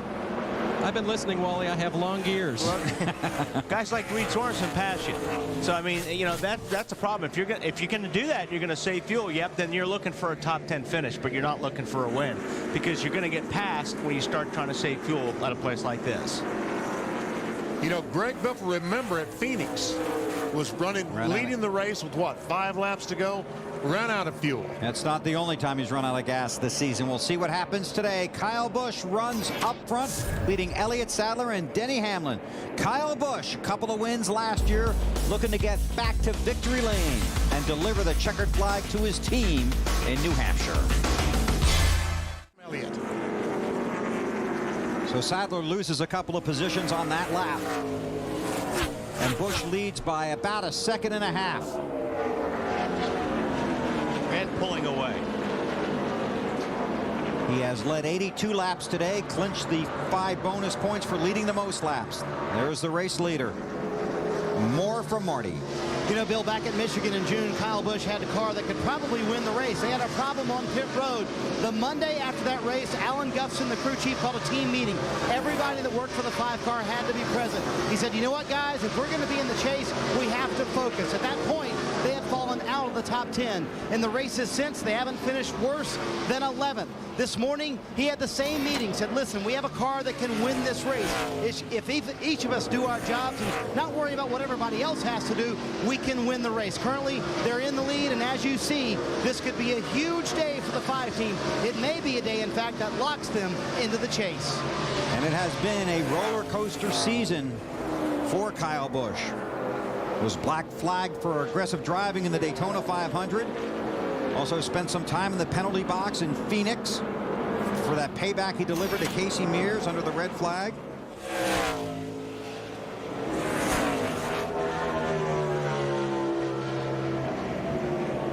But now pulling away here in New Hampshire. With 14 to go, Denny Hamlin runs second. Then it's Sorensen. More on Hamlin from Allen. Well, Denny Hamlin's team has told him, and they're good to lap 302 on fuel. Now the question is, can he do anything with Kyle Busch? Denny Hamlin very much having a fine run, and clean air making a big difference on this car, Marty. Well, Reed Sorensen says he's just driving the race car right now. His car is just a little bit too tight to catch the guys in front of him, but the car has been awfully good here late in the run. He's trying to get his best ever finish. Alan? No comments out of Elliott Sadler on the radio as far as the reason he slipped back a couple of positions. Remember, he's on a little bit older tires than these guys that are racing around him. Of course, still worried about having enough fuel to make it to the finish. Dave? Greg Biffle still looking for his first win here in Loudon. They told him that the 38 is pedaling, that he's coming back to you, but the 38 has to cooperate for that. And so far, Greg can't catch him. Alan? Well, Carl Edwards has talked about the fact that it has become very, very difficult to pass on this racetrack in the late going in the race. A lot of traffic that he's been mired in, coming back from 17th up to 6th. Now he's trying to see if he can pick up a top 5 finish, but he thought he was contending for a win a while ago, Matt.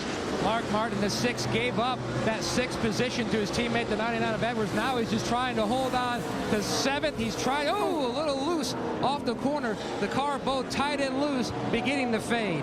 Dave? They made an adjustment for Kevin Harvick early in this race that made what Todd Berrier would term as solid, a car that you can adjust a little bit either way. Unfortunately, they've been playing the track position game. He's only gotten up to 8th. Matt. Earlier in the race, Jimmy Johnson had fallen all the way back to 32nd. They thought this was really going to be the best showing since they swept both races here in 2003. But what a work in progress. Never gave up, worked their way into the top 10. Right now, just trying to soldier home with a good, strong finish, Dave. Same story on the soldiering for the 31 of Jeff Burton. Remember, he started on the outside of the front row, got put a lap down when a caution came out after he had pitted under green. They fought back to 10th. Thanks, guys. A top 10 through the field.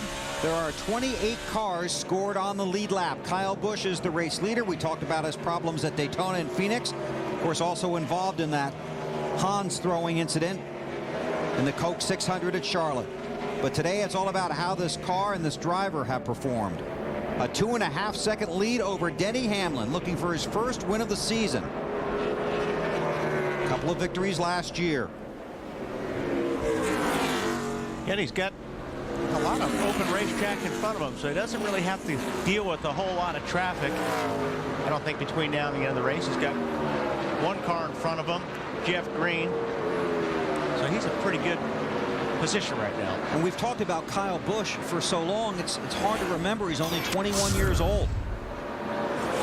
Very, very talented young man. Very talented. Let's take a look at the speed at the lines, and if anyone is running faster than, like Denny Hamlin, a little bit quicker. Carl Edwards has been fast, and there you have it. Carl's been cranking some pretty good laps off here the last 4 or 5 laps. Problem is he's 6 seconds behind him, the leader. Jeff Burton and Jimmy Johnson for 9th. Burton sliding the save. 48, I think, got in the wall a little bit, too. Jeff takes the position. Jeff Burton has made it very clear he just wants to run back up front again the way he used to. Marty, what do you got? Well, Jimmy Ellis just radioed to Reed Sorensen. He said, you know what, guy, we have 8 laps to go, and we might make it on fuel. They were counting on a couple more caution laps. We'll have to see if the rookie can bring home his best ever finish. There is Sorensen in the 41 car. Would you call him a win waiting to happen? Reed Sorensen? Yes. Again, another young man. It's unbelievable just how good these young guys are. There's Kyle Busch, 2.7 seconds in front of Hamlin. Car owner Rick Hendrick. He's got a lot of talent in his stable, and people believe Kyle Busch has a lot of talent. Just as Wally talked about, needs to control his emotions on the racetrack.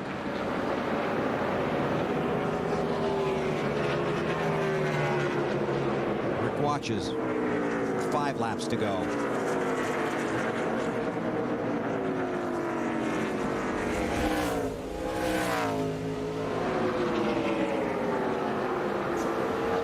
Pretty much, sorry, Bill, it's pretty much just strung out right now. Well, you got Scott Riggs working on the 48. That's for 10th position right there. Riggs just can't pull it off. I don't think he's through with him yet. It's Kyle Petty in the 45. Kyle several laps down, 3 laps down now. Oh, I'll tell you what, Jimmy Johnson's been all over the wall. Coming off of 2 and 4. Uh-oh, we got somebody out of fuel. Is that Jeremy? Jeremy Mayfield got on pit road and has it restarted. This is for 5th place. Teammates here, Carl Edwards in the 99, Biffle in the 16. OBP, we'll see if a few more cars will run out of fuel here in the last 5 laps, 4 laps. Well, Tommy Baldwin said that 38 needed more caution laps, right? Elliott runs in the 4th spot. Edwards right behind him. Less than 3 to go.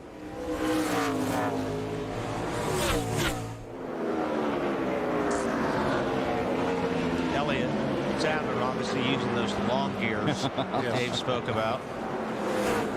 I see a feature for the pre-race show next week unfolding. Oh, trouble! And the caution flag is going to be out, and we're going to overtime. And this changes everything. Travis Quapple around. That's Clint Boyer in the 07. Oh, man. Well, we really have a fuel issue now. We really We were just joking earlier. This is an exact follow-up to what we saw last week. A late caution with about 2 laps to go. Went to overtime, and guys ran out of fuel. And everybody scrambles on pit road right now. Heavy damage there. That's too bad. Boyer is having right here now. Let's go. So check out the replay. Watch the top of your screen. Right there in the back. I think Boyer just thought he had the 25 clear. He moved up the racetrack, and he obviously wasn't clear. Vickers was right there.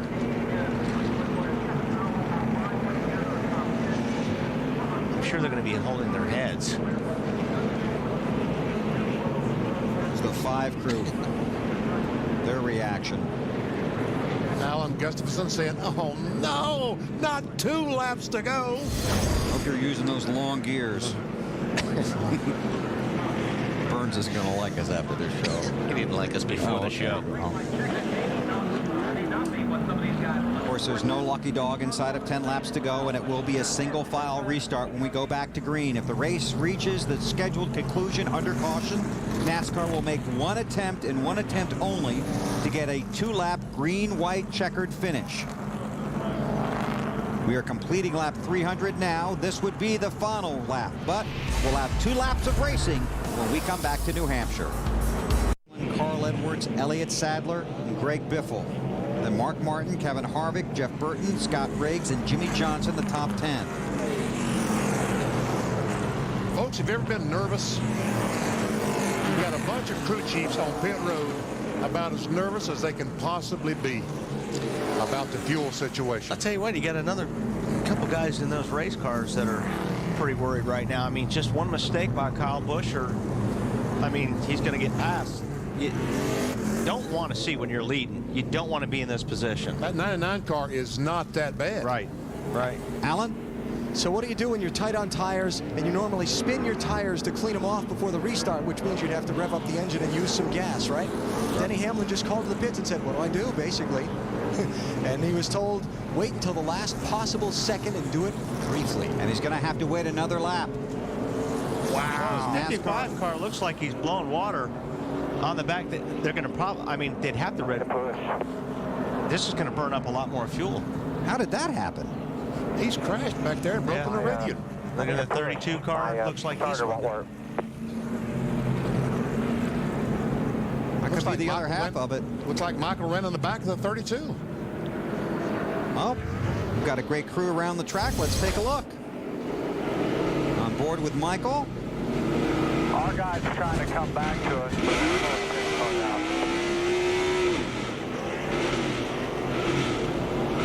but that was Robbie Gordon. And Michael Waltrip at New Hampshire. So Michael wants a push, and this brings back some memories of this. It's the same exact spot, too. Michael turning Robbie. Robbie backed up and tried to hit him, then threw a fastball. Michael's taking his helmet off. I think Elliott's out of gas. Or no, I guess he's not out of gas. Trying to get Michael Waltrip's car back to pit road. There's Sadler. Tommy Baldwin said he wasn't sure they could make it to the end of the schedule distance. We're now almost 4 laps past that, and we're told that he has been cutting the car off and coasting. Oh boy. Trying to get the most out of his fuel. And he's going to restart fourth. And if he should run out of gas. And oh man, with Michael's deal back there, now these guys have to clean the track up. That's going to add another 2 or 3 laps. It's even making it tighter for the guys that were already tight on fuel.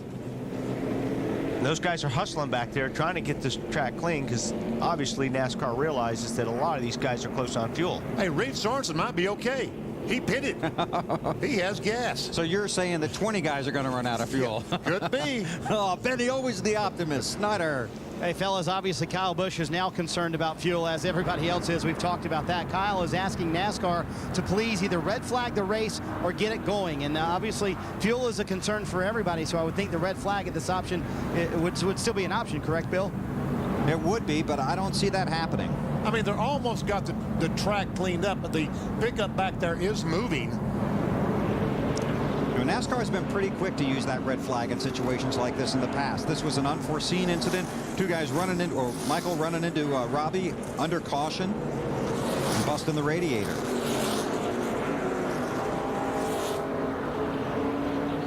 And they will get the 1 to go when they get to the line this time. This completes lap 3:05, so now we're 5 laps past the scheduled distance. Oh, man. Just one more lap. Next time is 3:06. All right, so you better get to 3:08. Oh, man.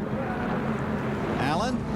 Bill, when NASCAR first implemented the green-white checker finish, its intent was to ensure the fans, these 101,000 fans here today who came to see a race to the checkers, to ensure that they got to see the best possible chance for an exciting green flag finish. The worst possible case scenario was just what we're seeing play out today. People short on fuel, an extended cleanup that forces perhaps something to alter the finish. The teams all knew it going in. Everyone understands that the green-white checker is a good thing for the sport. This just happens to be that one situation that nobody can really control. They've all got their fingers and toes crossed. All right, AB. Well, there was nervous drivers a little while ago. They're really nervous now. Be a lot of talk about this tomorrow. Basically, when you take a restart, you run out of gas in front of a guy, you're going to get run over. One attempt at a 2 laps of green finish. The green flag's in the air, white flag next time. Good restart for Kyle Busch. Uh-oh, Elliott Sadler looks like he's out of fuel. Did everything he could. Still under power, though, it looks like maybe back there. He's out of gas. Nope. Out of gas. You're right, Wally. He's done. Oh, the 99 just taking a look at Hamlin. He wants by bad. He tried low. He couldn't. He's going to the high side. And he's been running that high line. Oh, he's sideways. He's giving it everything he's got. Last lap. Ooh, in the back of him. The 96 car is spun, and the caution is out. The race is over. No, it's not out. It's not out. It's not out. It's not out. And Edwards has position on the outside. Oh, he's going to drive it in there for everything he's got, and he takes it. It looked like Hamlin either sputtered or just he got out of the gas way early. Try and run down the race leader coming off of 4. 11 is out of fuel. Denny Hamlin loses another spot. Kyle Busch wins at New Hampshire. Hamlin coasts across the line. And he will come across the line in 6th position. And Elliott Sadler stayed out on the track and is trying to coast around to the finish.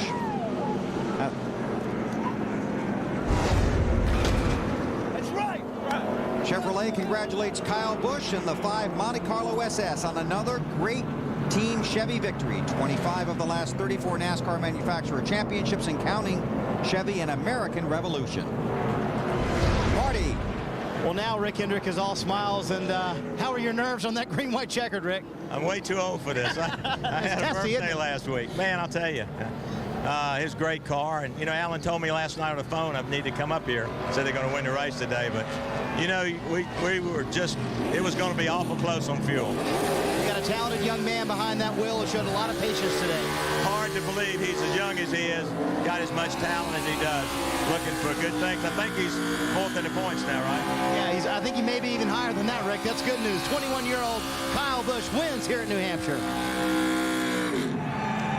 Unofficially, Kyle is 4th in the points. His first win since Phoenix last November. Also won at California last year. His 2nd top 5 finish in 3 New Hampshire races. He was 4th here last July. 9th win for Chevy here at New Hampshire. Kyle Busch, in a green-white checkered finish, wins in Loudon. Time now for our sprint post-race report. Let's go down to Victory Lane, and here's Alan Bestwick. Well, Kyle Busch told us before the race that he was a little more concerned with protecting his place in the chase for the Nextel Cup than winning the race at the start of the day. He's done both this afternoon. The team owner, Rick Hendrick. Well, Kyle, congratulations. First questions first. We'll work backwards. How nervous were you riding around under the caution before the overtime that you might not see that checkered flag? Well, you know, Alan told me, I asked him when we came in on that last stop there and was wondering whether or not we had enough fuel to make it to the end if there was overtime. And he says, oh, yeah, you're fine. And then they're telling me to save gas. So I didn't know what to think. But, man, I just want to thank all these guys. They weren't sweating as much as they were today as they were 2 days ago preparing this thing. So they did an awesome job for me. We just kept working on trying to make it turn in the center. And they did an awesome job for me with the Kellogg Chevrolet to bring it here to Victory Lane. As this race unfolded, you were up front, you were back in the middle of traffic. How concerned were you when you got shuffled back at times that you'd be able to get back to the front? Well, I was a little bit concerned, especially when there were a few accidents in front of us. You know, the 20, I hate it for him. I wish we could have battled it out with Tony there for the finish. I knew he was very, very strong, and he had an awful fast race car. Hey, Dad. His father, Tom.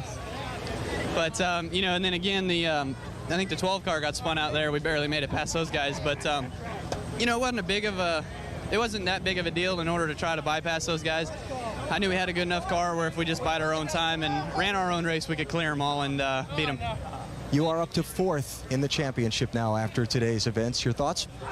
The biggest thing with that is, yeah, it's great and it's cool and everything, but, you know, the points difference between 4th and 10th, I mean, it's so darn close. I mean, we just went from 8th to 4th. Next week we can go from 4th to 12th. So we just need to keep rolling like we are here. The past 3 weeks, we 3rd, 2nd, and a 1st. I guess I have to win to get an interview on TV, but hey, that's what it takes. That's what I'll do. We'll be here next week again if we can do it. If you can be in Victory Lane next week, I guarantee we'll meet you there. Congratulations. Thanks. Thank you. Kyle Busch, the winner today. Marty? Well, for a guy who told me on Friday, quote, this is not my best racetrack, you look pretty good in that high line. With a few more laps, could you have gotten around the 5 car? Oh, yeah, absolutely. Denny Hamlin and I were having a heck of a race, and if I would have had another inch or two on Denny and been able to make that pass, who knows what could have happened. But I just have to thank Office Depot. This whole back-to-school thing's been a lot of fun lately, and hopefully we can get back to Victory Lane. I'll tell you what, you need a Tom cam. My motorcoach driver with the beard, I don't know if I feel worse for my team or for Tom that we didn't win, but man, I had a blast, and can't wait to come back here. His motorcoach driver, Tom, is growing a beard until Carl wins. Hopefully he can shave very soon. Dave? Greg, it was hard to tell whether you're going to finish in or out of the top 5. Were you a little worried about the fuel there? A little bit, you know, because we've had, you know, a rough time with fuel mileage. But, you know, my hat's off to the engine shop here. This thing ran with a lot of power and had good fuel mileage. So the Subway Fusion car was really good today. I'm just excited about all the guys, how hard they worked in pit stops. And Doug just called a great race. And just excited to go home this week. I'm going to Camas for a few days. And next week get to go on my new lures boat down in Mexico. So one more week at Pocono, and we'll see how we do, and then we get a week off. Last 3 races here for Greg, a 5th, a 4th, a 3rd. Wonder what September will be like, Matt. Jimmy Johnson scores another top 10 here at New Hampshire. How would you describe your day, Jimmy? The car looked more like it came from Bristol or Martinsville. Man, that was a beating of a day. We got caught in the pits when the caution came out. I got in the wall twice on my own, had to deal with coming through traffic. You know, a lot of hard racing. I have to say it's probably some of the hardest racing I've ever done on a flat track with Carl Edwards, Mark Martin, the 31 there at the end. I mean, we just were racing our butts off. So it was a lot of fun, but a tough day. You know, we got cycled out early, came back and got up towards the front and picking it off. We just need to stay up front all day long, and I have to rally back at the end of the day. Jimmy Johnson survives for New Hampshire and pads his championship point lead by another 17 points. Marty? Matt, a 4th place finish for Mark Martin, and I heard you on the radio. You vetoed tires on that last pit stop. Are you glad you did that? Well, you know, I am. We had a car that would run, you know, it wasn't the fastest car here, but it really stayed on its tires good, so I knew that it was about as good at the end as the start. But you know, it's really good to have a top 5 here today, and we really needed it. But I want to thank all my fans. They've been so great all through the years, and they've really supported us through this little down spell. And this is what we needed for our AAA, all the AAA members that support us and everything. This is what we needed. Mark said he needed a little pick-me-up this weekend. Certainly got it. Finishes 4th here at New Hampshire. Thanks, guys. Good job down there today. Take a look at the championship standings. And as you look at the numbers, here's some quick math. It's only 70 points from 3rd to 8th.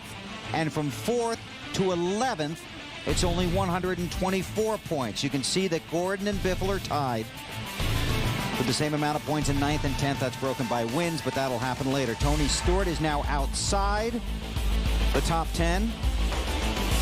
Denny Hamlin, Carl Edwards. Disappointing day for Kurt Busch. Ryan Newman back to 19th.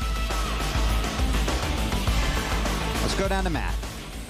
And we'll slide up alongside the 11 car with Denny Hamlin. I know you're disappointed and frustrated, but still, to come out of here with a top 10 finish after the day that this team has had.